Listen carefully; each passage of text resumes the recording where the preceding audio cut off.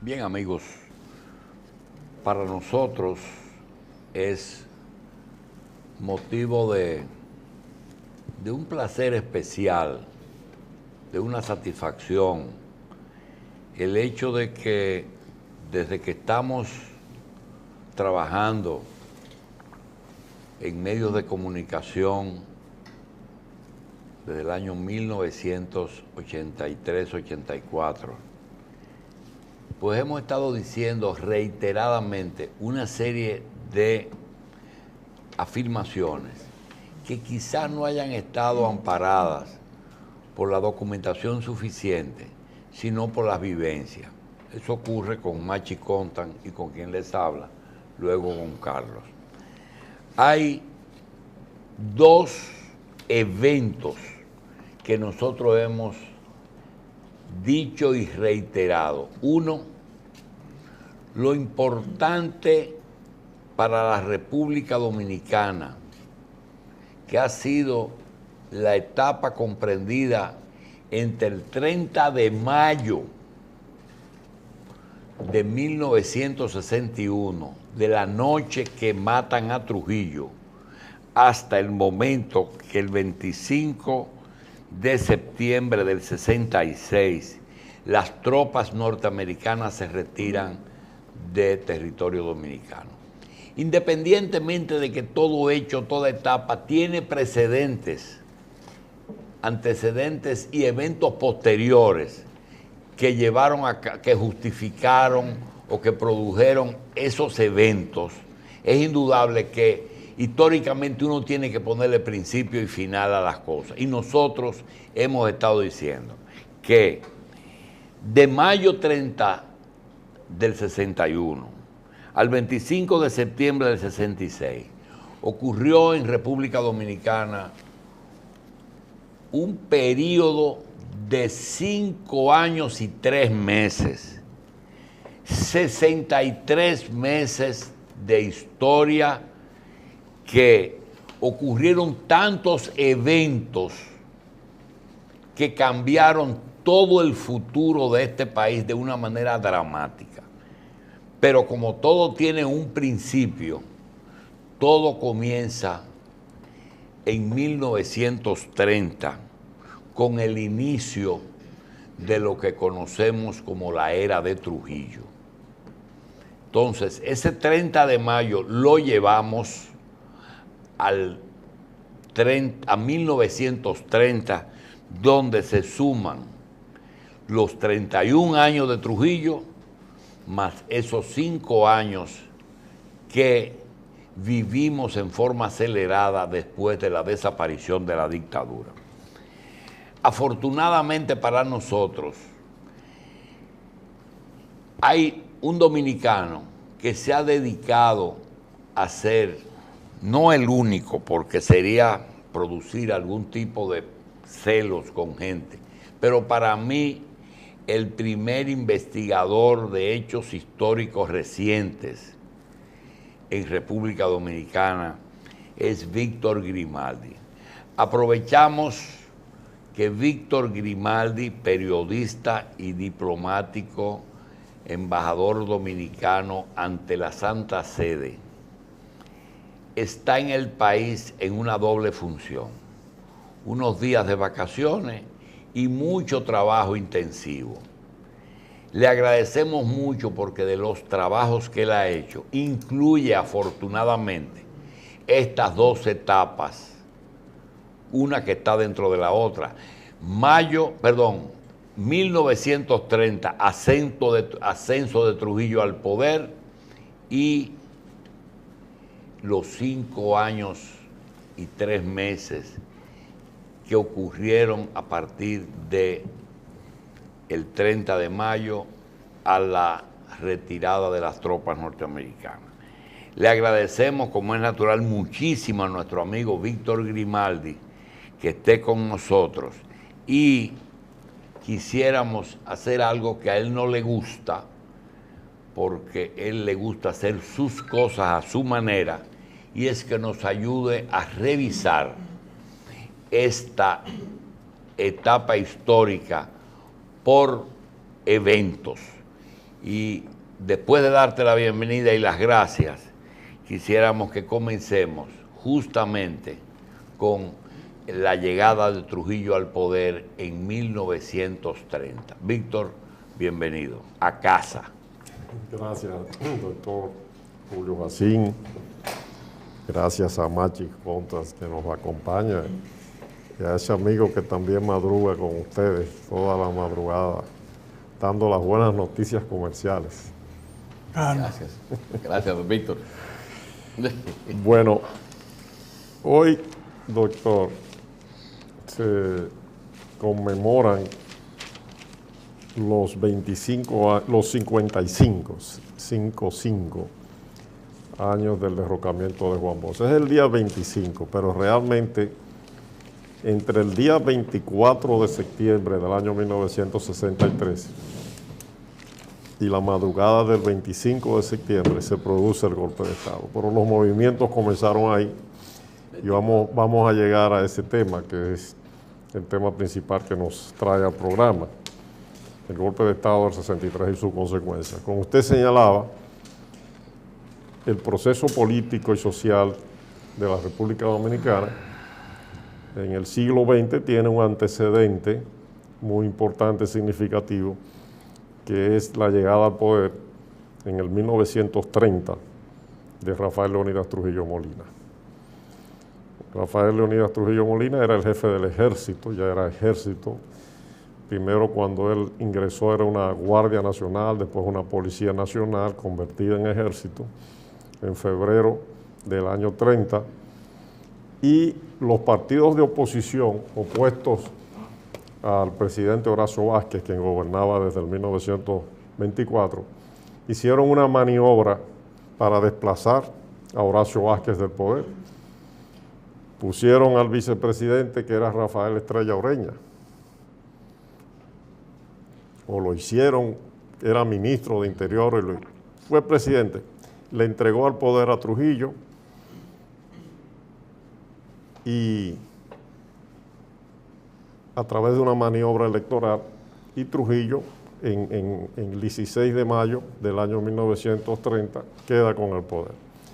O sea, los partidos de oposición hicieron una maniobra tal que desplazaron al presidente Horacio Vázquez, lo desplazaron del poder, crearon un gobierno provisional. Rafael Estrella Ureña participó de esas maniobras, era parte de la oposición, y finalmente es el vicepresidente de Trujillo, cuando Trujillo es electo el 16 de mayo de 1930. El 16 de agosto del 30 se juramenta a Trujillo. A principios de septiembre del 1930 hay un huracán, el famoso huracán de San Zenón, destruye la ciudad de Santo Domingo, y se pensaba que el país no se podía levantar nunca jamás. Sin embargo, ese militar, que era un político realmente también, agrupando y aglutinando una serie de fuerzas políticas y sociales, logró sobrevivir. Y no vamos a entrar en los detalles de la dictadura de Trujillo, pero es bueno que usted lo haya mencionado como antecedente, ¿verdad?, de lo que sucedió. En esos años de la dictadura de Trujillo, hay un personaje, entre tantos, que era muy joven, pero que se fue destacando, ocupó algunos puestos públicos, un intelectual dominicano llamado Juan Bosch, que después, en el año 1938, se fue a vivir fuera del país, se fue al exilio. En el exilio, entre tantos grupos de oposición, se creó uno llamado Partido Revolucionario Dominicano. Y Juan Bosch llega a la República Dominicana el 20 de octubre del año 1961, después que Trujillo muere ajusticiado el 30 de mayo de 1961 y que Joaquín Balaguer, que era el vicepresidente de la República, con el hermano de Trujillo, Héctor Trujillo, asume el poder. Antes ya lo había asumido, en agosto del año anterior del 60, pero Juan Bosch llega el 20 de octubre de 1961. Hemos tenido que dar ese salto histórico, ¿verdad? Porque no podemos entrar en detalles para que entremos en el golpe. Escúchame, he visto algunos papeles tuyos y veo algo, solamente dos cositas de la era de Trujillo.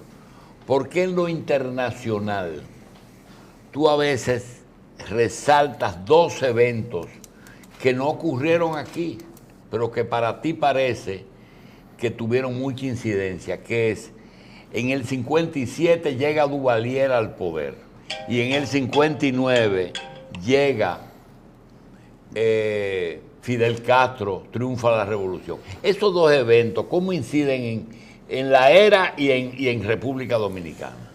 Bueno, precisamente porque primero menciono lo de el ascenso de François Duvalier al poder en el año 1957, porque Haití siempre ha tenido un papel muy importante en la historia dominicana. Y durante la gestión del presidente Juan Bosch, los 7 meses que gobernó, también la situación de Haití jugó un papel muy importante. Por eso hay que mencionar la ascensión al poder de Duvalier. Pero en cuanto a Fidel Castro y el triunfo de la Revolución Cubana, lo importante, doctor Jacín, es ese proceso político y social que se desarrolla en Cuba durante los años 50, que influye en la República Dominicana y después en el resto de América Latina, cuando se realiza la toma del poder ya, después de una lucha guerrillera de 2 años de Fidel Castro, el 1 de enero de 1959. Porque evidentemente lo que sucede en Cuba influye mucho en la República Dominicana. Ahora bien, en cuanto al país en concreto, hay elementos a tomar en cuenta también previos a la desaparición de Trujillo que son muy importantes, que es cómo se mueven las clases sociales aquí y cómo se organizan y cómo se entrelazan y cómo prevén las cosas. Mire, yo una vez estuve en su programa y le hablé de la importancia que tenía el año 57 como punto de referencia de los acontecimientos, ¿verdad? 57, 58, 56. Esta es una fotografía del día de la boda de Ligia Evangelina Bonetti Guerra. Aquí está Angelita Trujillo, Robert Reed Cabral, durante la boda de Charles Rey Cabral y Ligia Evangelina Bonetti Guerra en el mes de enero de 1957. Esa boda, esa celebración de esa boda se está efectuando en la Avenida Bolívar, en la residencia del padre de José Miguel Bonetti Guerra, ¿verdad? Y de Ligia Evangelina. Pero ¿por qué es importante esta fotografía? Mire, ¿quién era Angelita Trujillo? La hija más distinguida, más apreciada por el dictador de la República Dominicana. ¿Y quién es el que está al lado desfilando con ella? Es Robert Reed Cabral. 4 años después,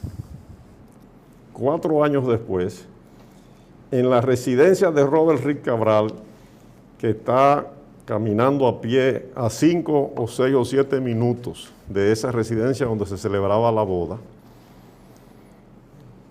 Robert Reed residía en la calle Santiago, esquina Cervantes. Ahí se esconden Juan Tomás Díaz y Antonio de la Maza, 2 de los involucrados en el complot. Uno de los 2, Antonio de la Maza, de lo que participó en el atentado del 30 de mayo en la avenida George Washington. Entonces usted me dirá, ¿pero qué importancia tiene esa fotografía? Siga viendo las caras de los que se pueden identificar ahí, pero también las otras fotos que se pueden buscar de esa boda. Hasta ese momento, la burocracia que se había creado de funcionarios en el gobierno de Trujillo, los sectores empresariales vinculados, sus socios, el sector privado de la República Dominicana, estaban coordinados y al unísono apoyando el régimen. Juan Bautista Vicini Cabral, el padre de estos dos muchachos empresarios destacados, Gianni Vicini, fue el tesorero de la celebración de los 25 años del comité organizador de los 25 años de la era de Trujillo, que se celebraron a partir de diciembre de 1955 y todo el año 1956. ¿Por qué 5 o 6 años después, a partir del 60, esas clases sociales y esos personajes participan en un complot contra Trujillo para desplazar no solo a Trujillo, sino a su sistema de gobierno? ¿Por qué? Y se dividen después también. Es decir, esa es una tarea para varios programas, para discernirlo. Pero ¿por qué es importante mencionar a estos personajes? Porque precisamente cuando Trujillo desaparece del escenario de la vida pública, cuando hablamos de Trujillo, hablamos de Rafael Leonidas Trujillo Molina, el 30 de mayo de 1961, se inicia un proceso social en los niveles altos, en los niveles medios, en los niveles bajos de la sociedad dominicana, con libertad creciente poco a poco, que lleva a algunas de esas personas que están ahí o sus relacionados a involucrarse en la política. ¿Qué ocurrió a finales del año 1961? Una serie de huelgas que se desarrollaron para desplazar a Joaquín Balaguer del poder, que era el presidente legítimo constitucionalmente. Y finalmente esas huelgas terminan el 16 de enero del año 1962 con la salida de Joaquín Balaguer del poder. Sí, pero hay algo que No, pero permítame terminar de hacer el razonamiento y la descripción. ¿Quiénes financiaban las huelgas contra Balaguer desde el punto de vista económico y social? A mí me contó Manuel de Obín Firpo que Gianni Vicini le daba el dinero en fundas de esas de colmado, en menudo para dárselo a los choferes, para que hicieran las huelgas para desplazar a Balaguer, porque era la Unión Cívica Nacional. Los supuestos antitrujillistas lograron producir en enero del 62 un golpe de Estado que sacó a Balaguer del poder, se asiló, siguió el proceso del año 62 político y en diciembre Juan Bosch sorpresivamente, entre comillas, porque la Unión Cívica creía que iba a ganar las elecciones y la Unión Cívica era el partido de esa gente, doctor. Sí, de esa gente que pensaba que iba a dominar el Estado. Que me permitas... Y gana Juan Bosch las elecciones, por eso lo derrocan el 25 de septiembre del 63. Sí, pero lo que me llama la atención es lo siguiente, y te voy a pedir excusa de antemano porque tengo que pensar como el televidente. El televidente tiene un muñeco y no le gustan las lagunas. Víctor, lo que vivimos, yo te llevo unos añitos, pero unos añitos que fueron importantes en el 61, en el que posiblemente tú eras un niño y ya yo tenía algún tipo de experiencia política, había presenciado algunos eventos. Y uno de los que vi fue, hay un juego que se usa, infantil, que se usa mucho, que es el tobogán, en el que los niños no se tiran, sino que se deslizan. Y lo que más se parece a ese periodo que tú describes, desde la noche del 30 de mayo hasta el ingreso de Balaguer a la embajada, Balaguer presidente, títere, después presidente de verdad, después presidente solo, después conforma el Consejo de Estado, pero él hace una especie de milagro político, y es que si tú revisas tus mismos libros, ves que en las investigaciones tuyas, el gobierno de Kennedy y después de Johnson pensaron seriamente en que la transición iba a ser tan traumática que posiblemente necesitara el país una intervención? Sin embargo, Balaguer en un tobogán le hizo al país un deslizamiento pero no fue sangriento, no fue cruento. Es decir, nosotros tuvimos lo mejor de lo que pudo haber pasado. Tanto así que cuando se va, todo el mundo pensaba que ya no había más Balaguer. Cuando viene la intervención y la revolución, Estados Unidos ve en Balaguer nuevamente un proceso de transición que es el post-revolución. La pregunta, ¿tú realmente valoras el papel de Balaguer a partir del 30 de mayo, jugando con esa gente que después se convirtieron en sus principales enemigos, que hasta lo desplazaron? Porque es un método que han seguido. Tú revisas las declaraciones de Campos de Moya, de ese mismo grupo Vicini que ponía dinerito en fundita, y hacen lo mismo con la Marcha Verde. Es una repetición, sigue. Doctor, yo he mencionado esos grupos y fíjese que yo era amigo de Gianni Vicini. Y yo también, pero una cosa es la amistad y otra cosa es la verdad. Yo era amigo de Gianni. Por muchas razones. Esa amistad fue a partir de una consultoría que yo tuve con el Programa de Naciones Unidas para el Desarrollo, cuando el presidente Balaguer, 30 años después de esos acontecimientos, es decir, en el año 1991, inició las grandes reformas de la economía. Y yo era el que coordinaba encuentros del sector público y el sector privado. Y yo invité a don Gianni junto con el representante residente, que era César Miquel. Entre los dos, entre César Miquel y yo, hacíamos el listado de quienes iban a participar.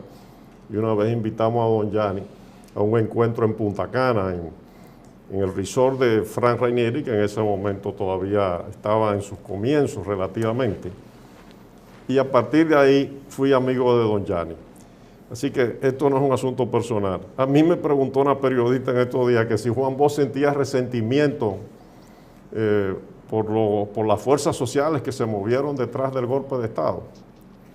Y yo dije que no, que Juan Bosch cuando llegó aquí a la República Dominicana, después de haber vivido en el exterior 23 años, que había conocido el mundo entero, entendía muy racionalmente el comportamiento de las clases sociales y sus representantes. Y que fue amigo de don Enrique Cabral después del golpe de Estado y todo.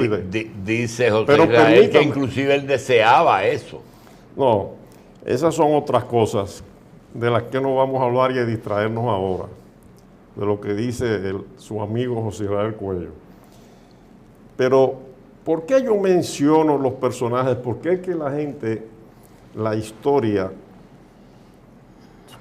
puede comprenderla mejor a través de los personajes que ha conocido el país, que ha conocido a la sociedad dominicana?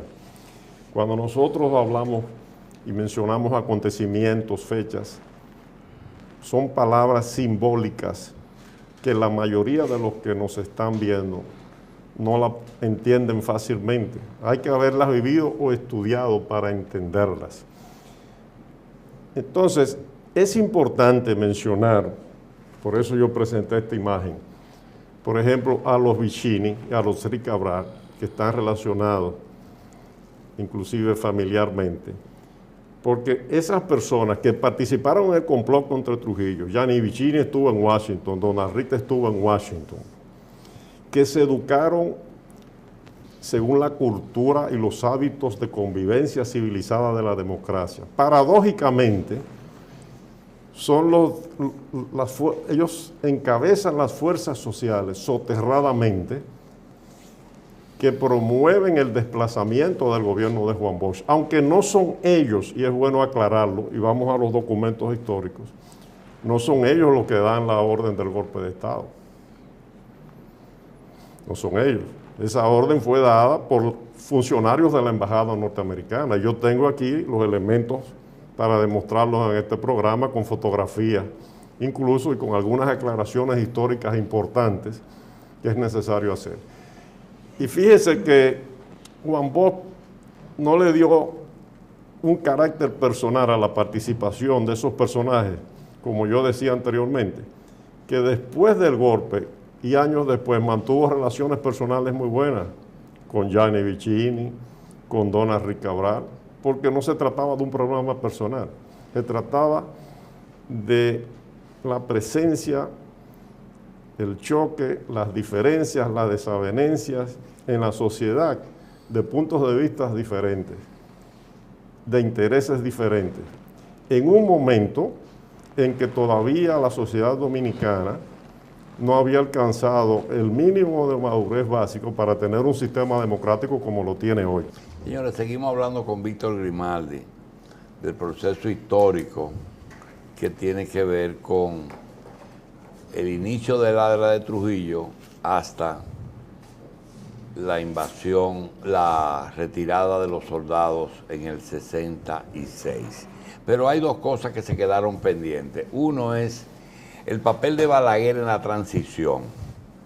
Y dos, decía que Bosch era amigo o mantenía relaciones sin ningún tipo de resentimiento con los que propiciaron el golpe. Pero hay algo que quizás la izquierda dominicana no se ha encargado ni siquiera de mencionarlo, es por qué, si la oligarquía criolla y el imperialismo yanquis fueron las banderas de la izquierda dominicana en el mundo, ¿por qué Bosch y Balaguer, sin ser comunistas ni ser izquierdistas, por qué no eran proclives a los sectores de poder tradicionales de República Dominicana?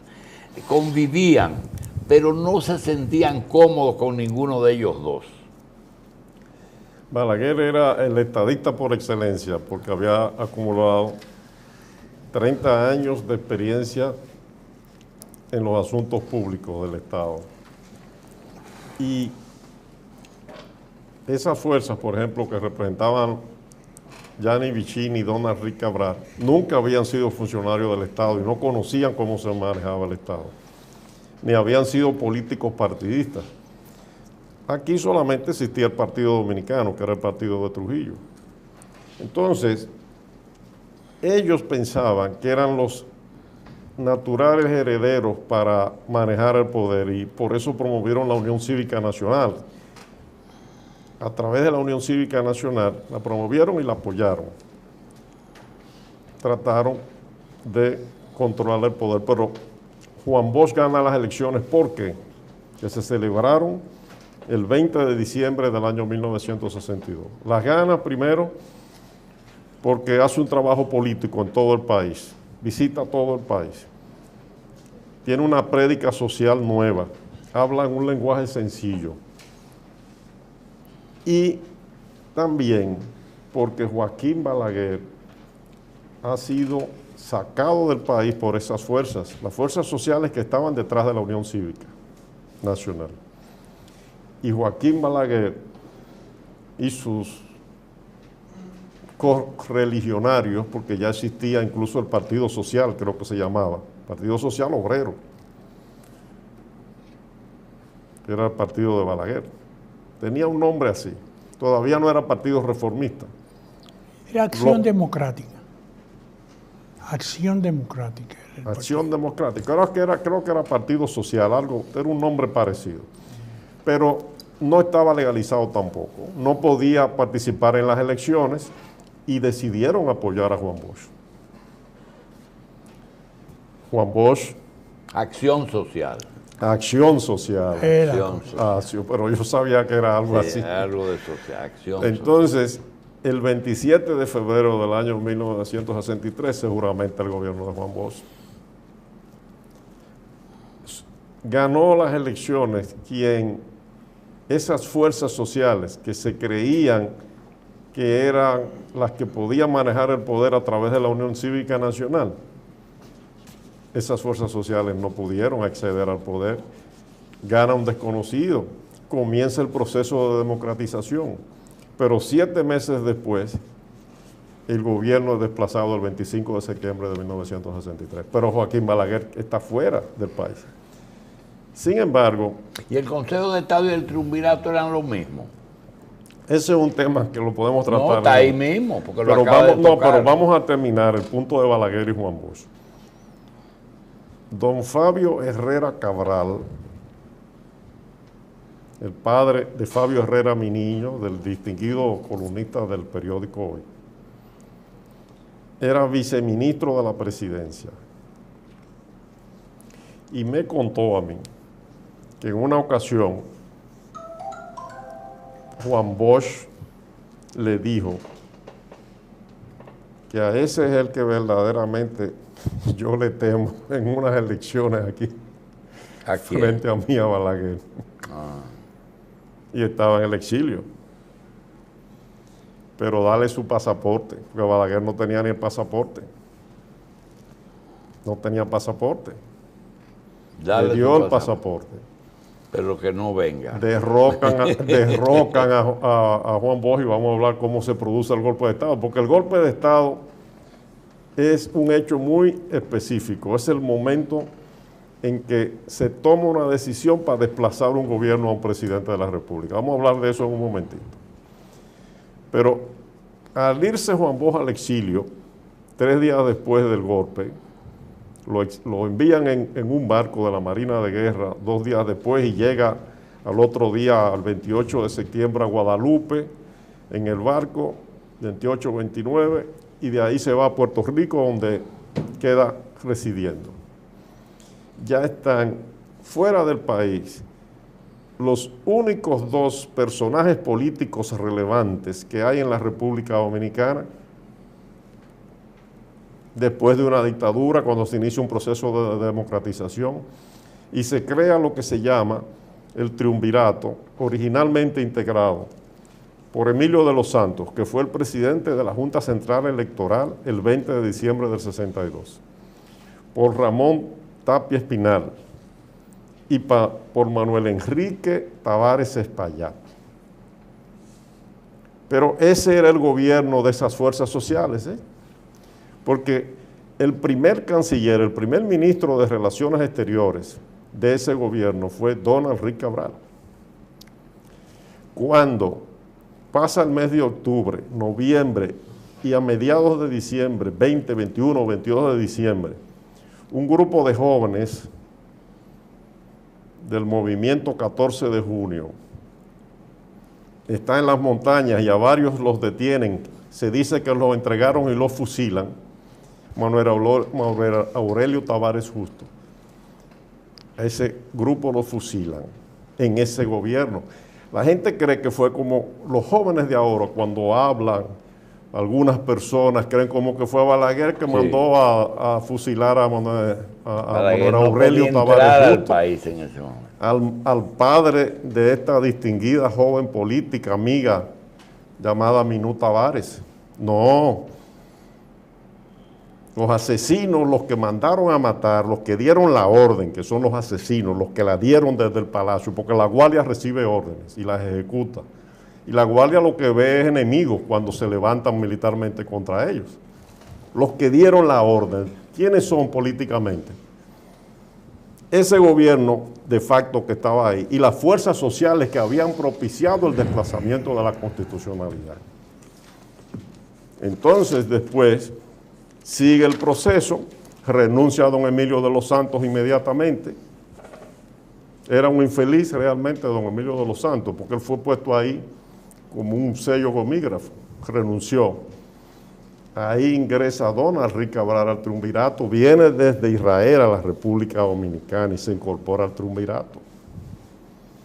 Después renuncia Ramón Tapia Espinal, después renuncia Manuel Enrique Tavares Espaillat y es sustituida por Ramón Cáceres Troncoso, un nieto de Mon Cáceres, que fue presidente de la República, asesinado en la Avenida Independencia entre la Josefa Perdomo, Machi,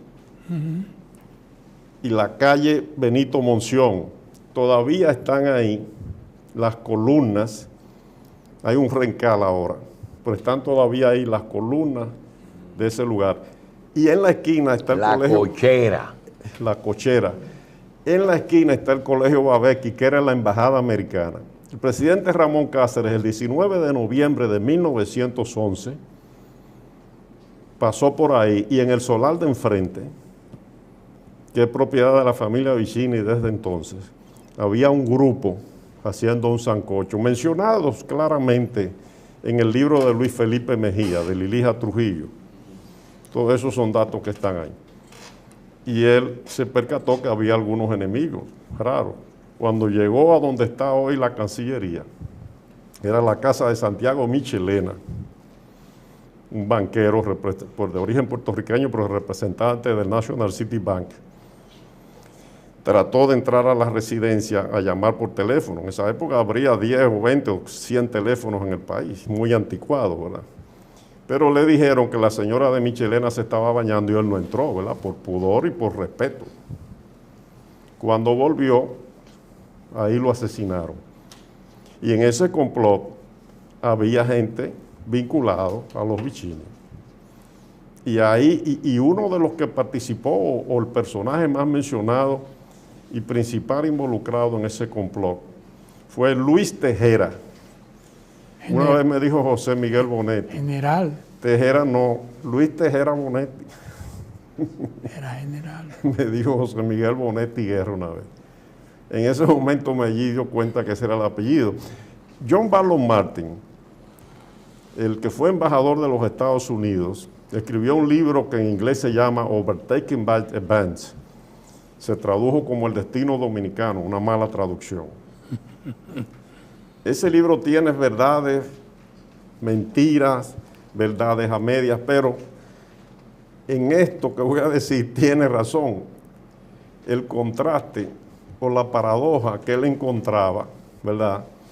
Que en el gobierno del triunvirato tuviera un nieto de Mon Cáceres vinculado con la familia que habían eliminado a su abuelo. ¿Y por qué eliminaron a Mon Cáceres, doctor? Había una división entre los jefes del principal partido de la época, que eran Horacio Vázquez y Mon Cáceres, y eran primos incluso.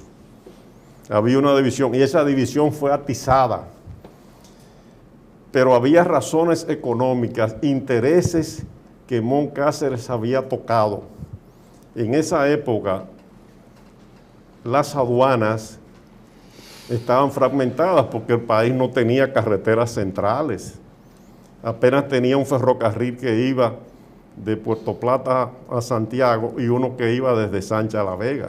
Pero no existían las carreteras troncales que fueron construidas después, sobre todo durante la ocupación americana del 16-24. Entonces los puertos que había en el país, que eran pocos, Samaná, Puerto Plata, Barahona, Santo Domingo, La Romana, 5, 6 o 7 puertos, tenían lo que se llamaban... Cabotaje. Se hacía el cabotaje, que era ir de un puerto a otro, ¿verdad?, a transportar mercancías, pero los puertos tenían lo que se llamaban las enramadas de aduanas y estaban repartidas. Si usted lee colecciones del listín de la época, yo tengo copias de esas cosas, ahí se ven los intereses que fueron afectados.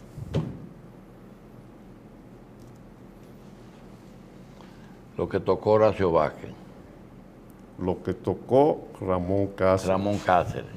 Ramón Cáceres. A su primo. Además, él, ¿por qué lo hizo? Porque él les quitó las enramadas de aduana, porque el Estado necesitaba, habían sido repartidas por Lilis. Lilis las repartió. Yo tengo la documentación de una familia dominicana de origen italiano que no son los Vicini. Documentación oficial del gobierno italiano, que la conseguí en Roma y la tengo guardada para el futuro. Tengo copia en Roma también. Que todavía en el año 34 del siglo pasado, 1934-35, tenía una disputa con el Estado y se zanjó. Y se hicieron socios con Lilis. Y una heredera de Lili recibió un dinero, estamos hablando 30 y pico de años después, como compensación por la nacionalización de las enramadas de aduanas. Entonces, volvamos de nuevo al triunvirato, que fue porque mencionamos un nieto de Ramón Cáceres. Joaquín Balaguer y Juan Bosch exilados en el año 1964, pero en el 65 todavía. Y por eso estalla la Guerra de Abril de 1965. Esa fue una de las causas políticas fundamentales, porque esos dos líderes y sus seguidores, civiles y militares, propiciaron ese movimiento. Pero vamos al tema del golpe de Estado ya del 63, doctor. Vamos a ver si las cámaras nos ayudan con estos documentos de los Estados Unidos que tenemos aquí. Hoy, en 2018, el día 24 de septiembre, es lunes, pero el 24 de septiembre del año 1963, hace 55 años, era martes. El 23 era lunes. El 22 era domingo, el 21 era sábado. Y el viernes 20 de septiembre del año 1963 se inició una huelga de comerciantes contra el gobierno de Juan Bosch. Este documento del Departamento de Estado, que está en mi libro Golpe y Revolución, facimilarmente, es decir, fotografiado, no simplemente transcrito ni trasladado del inglés al español, ahí indica lo siguiente. Este documento es del día 23, ¿verdad? El 23 era lunes entonces, y dice, algunos elementos de las Fuerzas Armadas aparentemente estuvieron respaldando la huelga.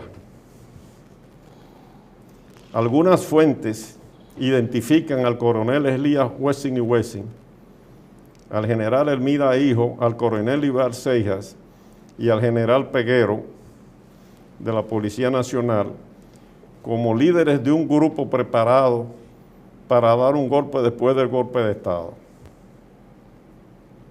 Pero sin embargo, destaca después este cable de la embajada que como la huelga fracasó,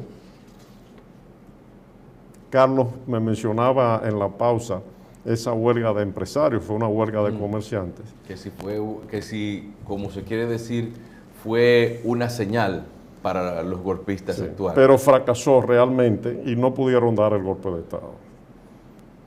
Bien.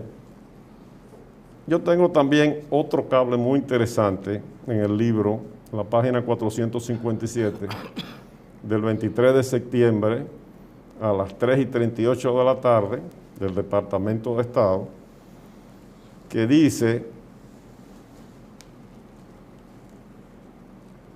que un grupo de empresarios, y esto es importante destacarlo, de Santiago, se opuso a la huelga y evitó que tuviera éxito. Es decir, que no estaban de acuerdo con el golpe de Estado. Y eso para la historia es importante mencionarlo. No estaban de acuerdo con la huelga y con el golpe de Estado contra Juan Bosch, Eduardo León Jiménez, en contra del golpe de Estado, dice este cable de la embajada. Tampoco estaba de acuerdo Gustavo Tavares, el de la tienda El Gallo, que no es el Gustavo Tavares Espaillat, que es el otro, era un primo hermano, en contra de la huelga. Y cita, entre otros factores, el hecho de que estos empresarios no estuvieran de acuerdo con la huelga, que la huelga no tuviera éxito. Entonces, si la huelga no tuvo éxito, esa huelga que se produjo el 20 de septiembre, viernes, del año 1963, el golpe de Estado no lo produjeron los comerciantes ni los empresarios. Claro. Bien. Pero, sin embargo, hay un elemento importante que Juan Bosch mencionó mucho y que está ya demostrado con documentos, que es que los Estados Unidos estaban propiciando desde hacía ya mucho tiempo el derrocamiento del gobierno de Duvalier en Haití, doctor. Entonces, este cable también del día 23, confidencial del Departamento de Estado, habla de que el día 23, lunes, el ministro de Relaciones Exteriores del gobierno de Juan Bosch, que era Héctor García Godoy, había convocado al cuerpo diplomático, a la Cancillería, para mencionar o denunciar la situación que se había presentado, porque desde Haití se habían recibido tiros y fuegos de morteros y de otro tipo hacia territorio dominicano. ¿Por qué se produjeron esos tiros? Porque había salido huyendo de Haití después de haber primero invadido desde la República Dominicana Haití el general León Cantave. Eso fue un acontecimiento, o ese fue un incidente que Juan Bosch en vida denunció muchas veces, del papel que había desempeñado también en el golpe de Estado, además de las fuerzas sociales que se movieron, ¿verdad? El factor geopolítico y el interés del gobierno de Kennedy de desplazar a Duvalier y de la instalación de campamentos de guerrilleros haitianos en territorio dominicano sin su conocimiento. El 23 de septiembre, por ejemplo, también Arturo Calventi Gaviño, hermano de Vinicio del y del arquitecto Rafael. Del arquitecto que murió hace poco, embajador en Alemania. Él fue embajador también mucho tiempo. Arturo Calventi era el embajador ante la OEA, representante interino, decía en ese momento, dice esta comunicación. Y ahí también, por instrucciones del presidente Juan Bosch, él denunciaba ante Gonzalo Facio, embajador de Costa Rica, presidente del Consejo Permanente, lo que había ocurrido en la frontera. Muchos años después fue entrevistado en la Biblioteca Kennedy quien fuera el embajador de los Estados Unidos en Haití durante el gobierno de Juan Bosch, que se llamaba Raymond Thornton.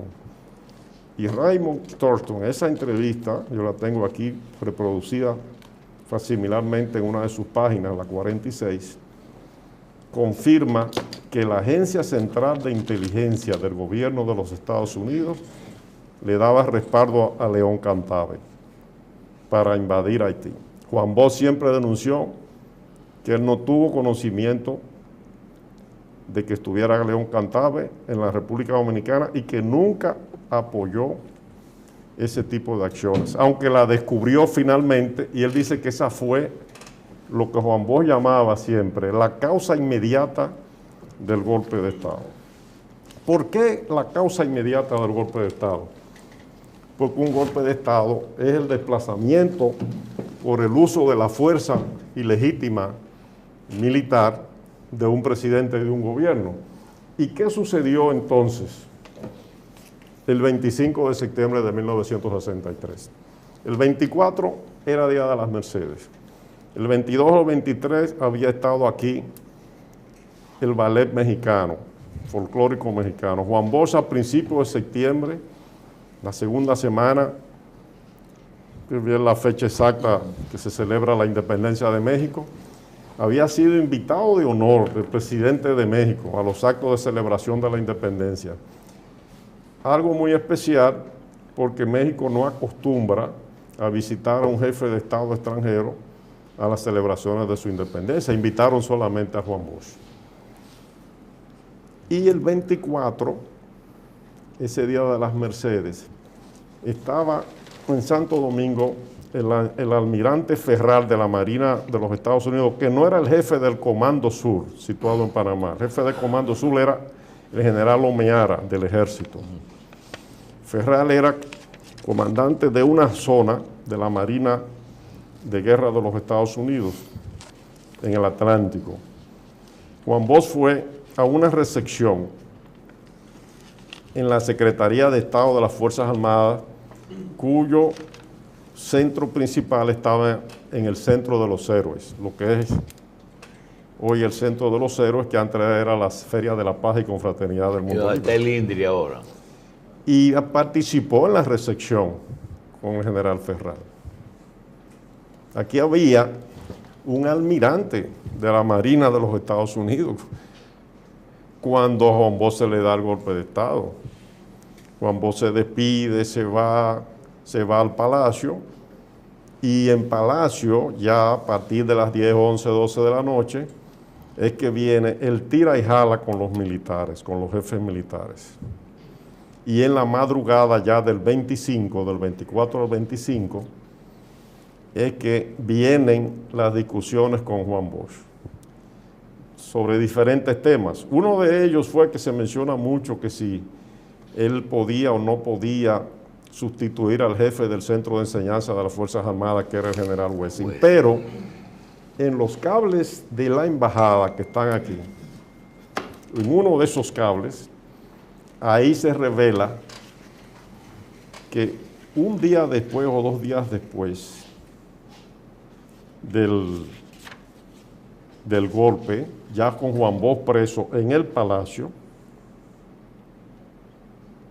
aquí está, el día 27 de Estado, dice Martin, el embajador Martin. John Barlow Martin. Perdón, John Barlow. En el curso de mi larga conversación con él, o sea, con Bosch, en el Palacio, la mañana del 25 de septiembre, aunque el cable es del 27, él habla de la mañana del 25. Juan Bosch me dio otra razón para rehusar mis ofertas de tratar de ponerlo de nuevo a él en el poder. Dado el hecho de que la situación había cambiado, dijo que los oficiales militares que estaban delante de él le negaron la autoridad para cancelar al general Wessing y Wessing, o al coronel Wessing y Wessing, era coronel, y que ahora ellos, esos oficiales, son mis enemigos. Yo no puedo trabajar con ellos otra vez, le dijo Juan Bosch al embajador Martin, John Barlow Martin. Y para ilustrar o demostrar la completa pérdida de confianza que él tenía en estos funcionarios militares, Bosch aseguró que él había descubierto solamente en ese último momento que él habló con los militares que ellos habían estado apoyando a León Cantave.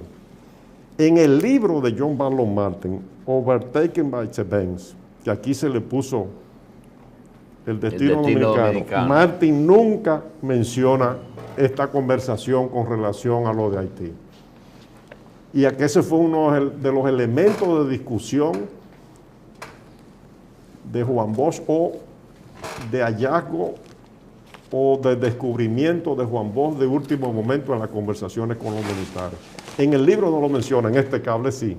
Estamos hablando de un cable reproducido fotográficamente, facsimilmente. O sea, no es un documento que yo he traducido, está ahí y está en los archivos norteamericanos. Ese cable lo conseguí yo ya hace 30 años, utilizando el procedimiento que se usa en los Estados Unidos para desclasificar documentos.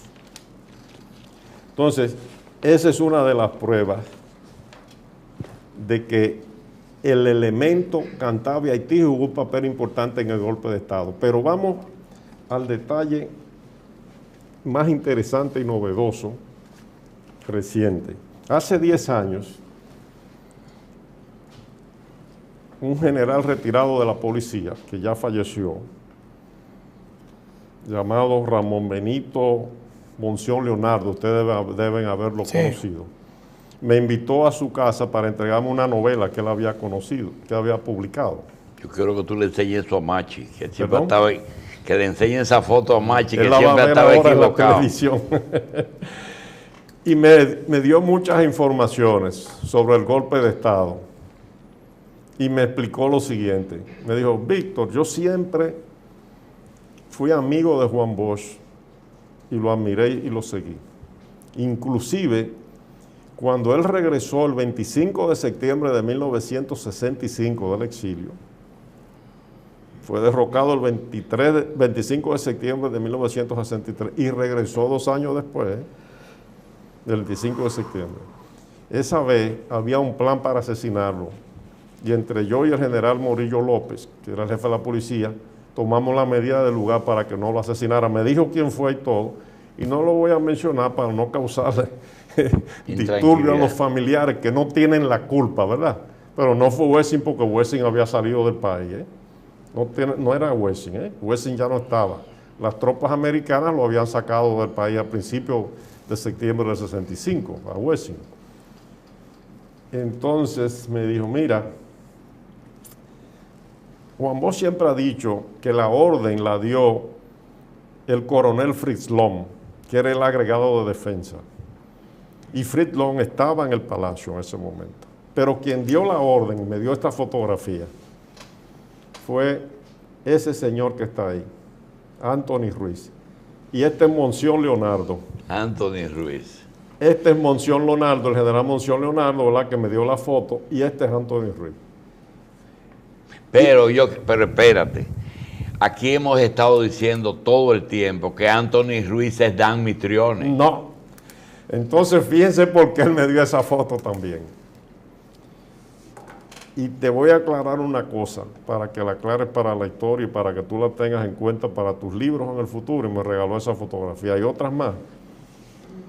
Anthony Ruiz era de origen mexicano, un norteamericano de origen mexicano. Y Dan Mitrione es este rubio que está ahí de origen ¿estaba italiano. ahí también? Los dos. Míralo ahí, doctor. Míralo ahí a los dos. Dan Mitrione y Anthony Ruiz. Esa foto me la regaló el general Monción Leonardo. Y me dijo, y después yo lo he comprobado porque he buscado en la documentación, ¿verdad?, oficial de los Estados Unidos, que Dan Mitrione llegó a la República Dominicana después del año 1965. Porque esta foto no es del 65, esta foto es ya del 67, 68, cuando se inauguró la Academia Policial de Atillo en San Cristóbal. Sí, que hizo unas donaciones. Sí. Dan Mitrione vino después. Vino de Brasil.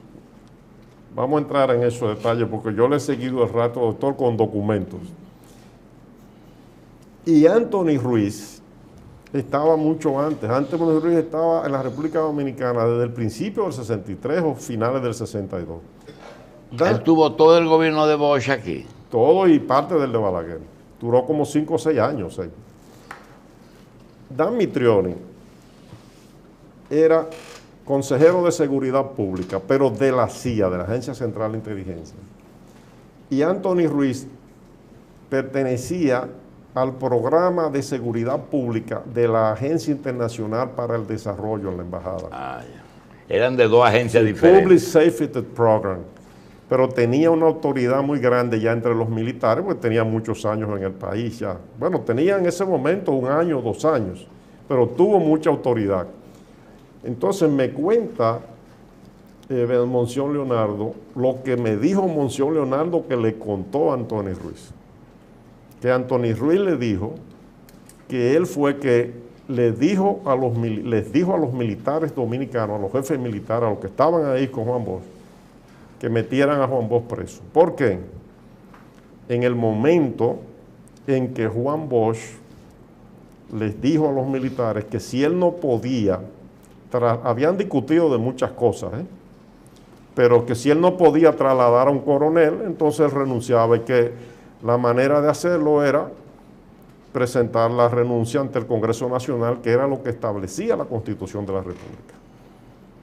Don Fabio Herrera Cabral, precisamente, se lo contó a mucha gente, eso se sabía, que a Juan Bosch en el momento en que ordenan hacerlo preso, es en el momento que él dice eso, que voy a presentar mi renuncia ante el Congreso Nacional, porque imagínense, el golpe se produce en la madrugada, 2, 3, 4 de la madrugada, Juan Bosch ya está preso. Pero si los militares hubiesen accedido a que Juan Bosch a las 11 de la mañana o a las 12 del mediodía se presentara en la feria, en el Centro de los Ceros, ante el Congreso Nacional a presentar su renuncia, ¿qué iba a pasar en el país? Se iba a lanzar el pueblo a la calle a respaldar al gobierno, y el gobierno iba a consolidar su posición política. Y los Estados Unidos trataron durante los 7 meses del gobierno de Juan Bosch de tener un gobierno pelele, un gobierno sumiso, y Juan Bosch trató y lo hizo, un gobierno independiente de toda influencia y de todo poder extranjero. En esa época no se aceptaban los gobiernos independientes, ni se aceptaba la plena democracia. Y los Estados Unidos apoyaron no solamente ese golpe de Estado, apoyaron muchos otros golpes de Estado en América Latina en esa época y después. Pero esa información es muy importante con relación al golpe de Estado del año 1963, doctor Jacín, para la verdad histórica. Yo creo que eso nos viene a aportar algo, porque inclusive nos muestra a las dos personajes que pensábamos que era que Mitrione se hacía llamar aquí Anthony Ruiz. Fon Bernat, que en paz descanse, Ramón Fon Bernat, confundió mucho porque siempre repetía eso, y como Fon Bernat tenía una imagen de historiador, esa autoridad, pero no era cierto, eran dos personajes totalmente diferentes. Entonces, Dan Mitrione no estuvo tanto tiempo aquí. Si usted analiza la lista diplomática del Departamento de Estado, que antes se publicaba y la dejaron de publicar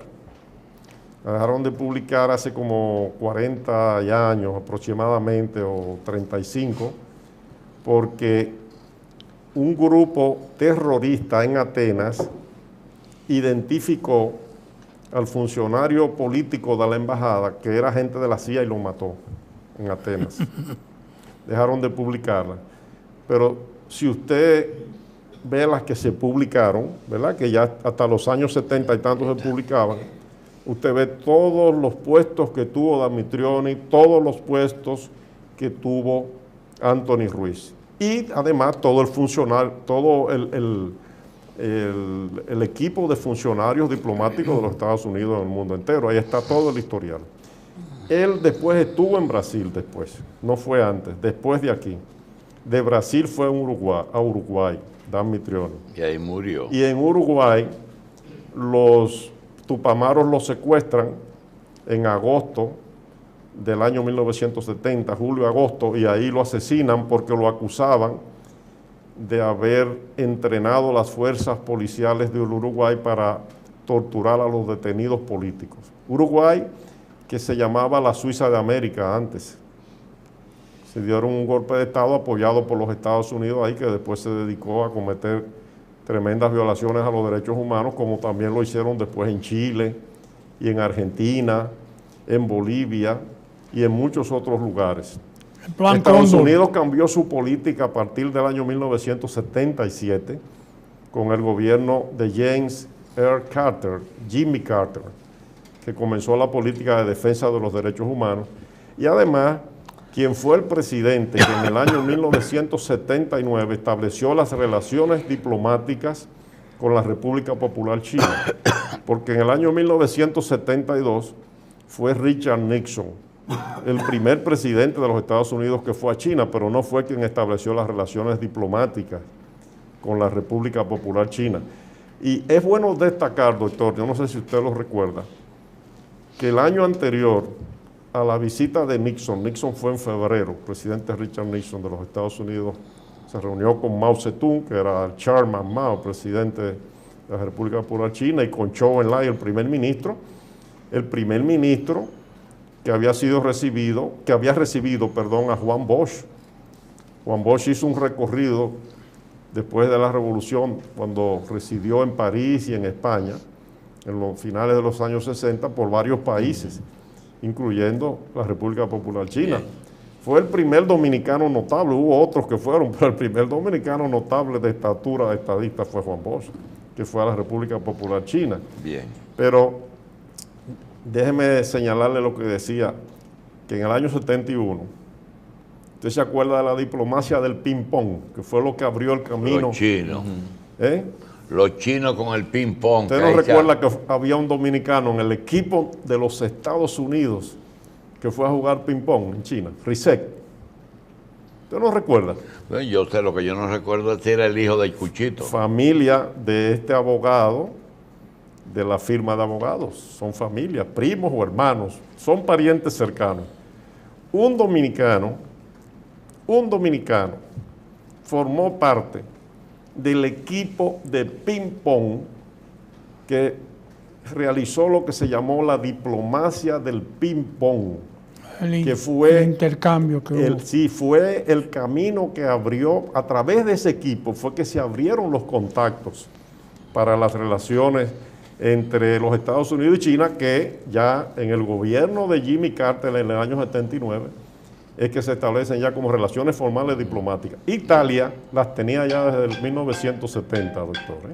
Nosotros, muy bien que las tengamos ahora. Ya era tiempo, en un gobierno de un discípulo de Juan Bosch, en el gobierno del presidente Danilo Medina. Mira qué bien.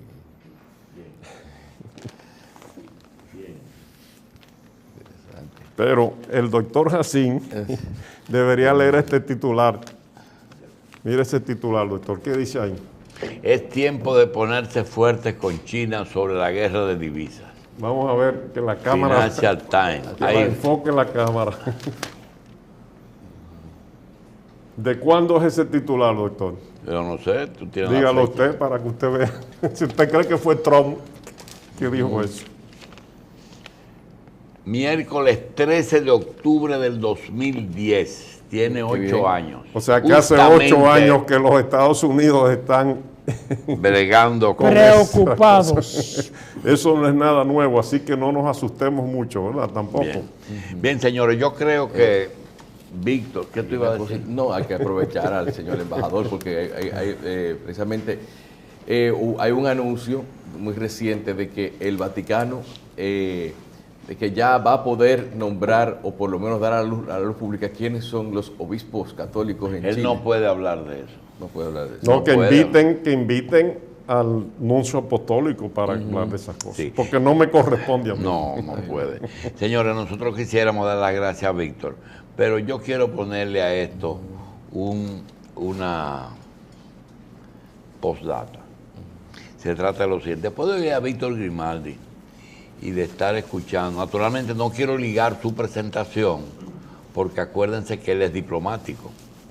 Y lo que vamos a expresar es un pensamiento muy personal nuestro.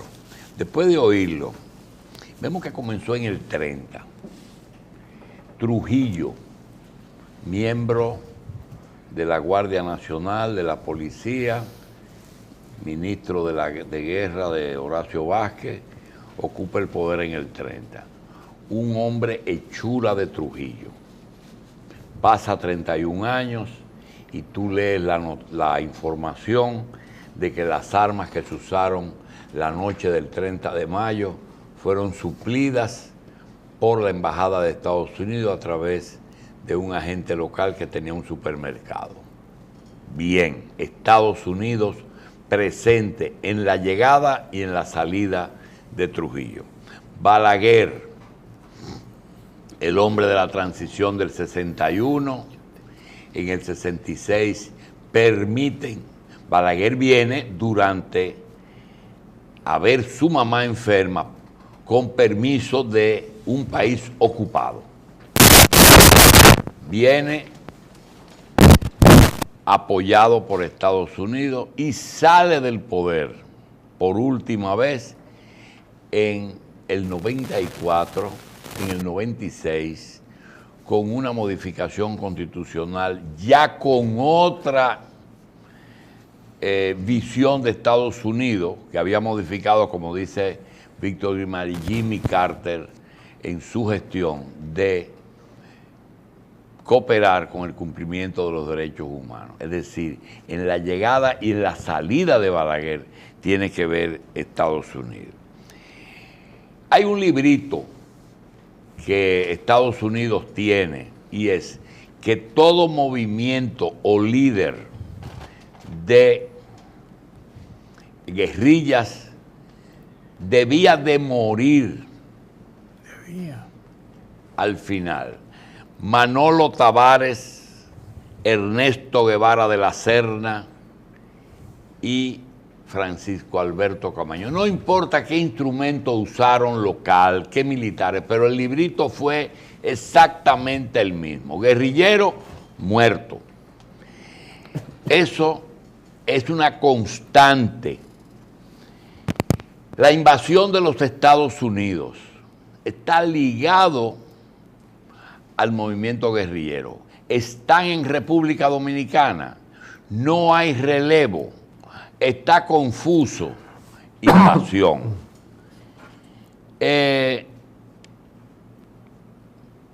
Ustedes tienen que hoy hay acciones sospechosas, no de traer armas a la embajada, sino traer recursos para un grupo político local a nombre de la transparencia y de la lucha contra la corrupción, de ejecutar lo que está de moda. Hoy mismo aparece una información, América Latina va a las Naciones Unidas muy mal parado, dentro de lo que nosotros tratamos de sobrevivir, estando bien. De manera que el librito es que realmente Estados Unidos ha estado presente en República Dominicana de manera como protagonista principal de esa película. No olvides. Hoy mismo vimos, ¿qué cosa, Machi? No, yo le digo que en esa secuencia que él hace, que es muy correcta, el incidente de Palmasola forma parte en algún sentido de la situación que se creó antes del gobierno de Bosch. Para evitar que Juan Bosch asumiera el poder. Mira, sobre la CIA y USAID eran movimientos, como cuando él hablaba de Anthony Ruiz y de Dan Mitrione. ¿Cómo se llama? Dan Mitrione. Dan Mitrione. Hay algo que aquí también tenemos, y sobre todo la prensa, hay que conocer las agencias de Estados Unidos. Agencia es lo que hoy tienen, usted no se explica cómo. Un presidente tiene problemas con su FBI. Y tú dices, ¿qué es lo que está pasando? Que las agencias en Estados Unidos son bastante independientes. Y hay muchas, y cada día, después del 11 de septiembre, se crearon algunas agencias relativas a seguridad. Es decir que... Ahora se está hablando del Estado profundo, doctor. ¿Ustedes han oído hablar de No, Deep ese State? está en Roma, sí, aquí no. Bueno, pues ya aquí usted va a ver que pronto se va a hablar de Deep State, D-E-E-P. ¿Qué es el Estado profundo? Todas esas cosas. Todas esas cosas tan estructuras. absurdas de la vida. Y otras más. Bien, queremos decir que el último segmento, nuestro invitado no se solidariza absolutamente con ninguno de esos conceptos. Nos vemos esta tarde, esta noche y mañana. Gracias por la invitación.